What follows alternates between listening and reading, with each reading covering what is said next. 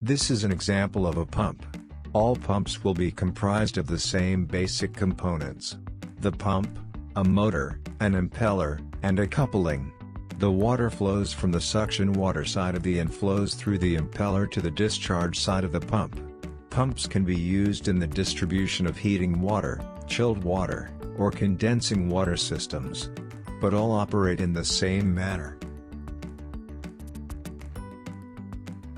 All lockout tag procedures should be identified and followed when performing preventive maintenance tasks on this equipment. Before beginning maintenance on any equipment connected to a power source, you will need to take the following safety precautions. First, run off power to unit, then lock out and tag out the unit. Once maintenance is completed or it is safe to remove the lockout and tag out, only then can you restore power to the unit.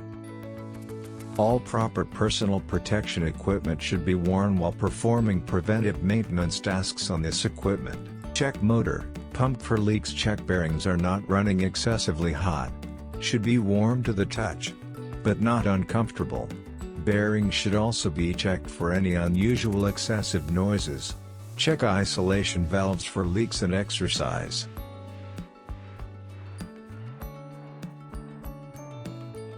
Inspect and clean pump and motor casings.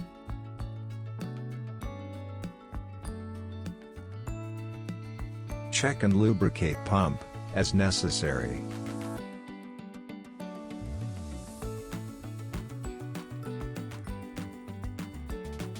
Inspect and tighten electrical terminals as required. Check and record motor running current. Check condition of wiring, insulation, and flexible connections. Inspect electrical starter contacts and clean all contact surfaces. Inspect enclosures, switches, and push buttons. Check and clean wiring connections, and flexible conduits. Secure and tighten as required. Looking out for any broken wire strands, pinched or damaged insulation.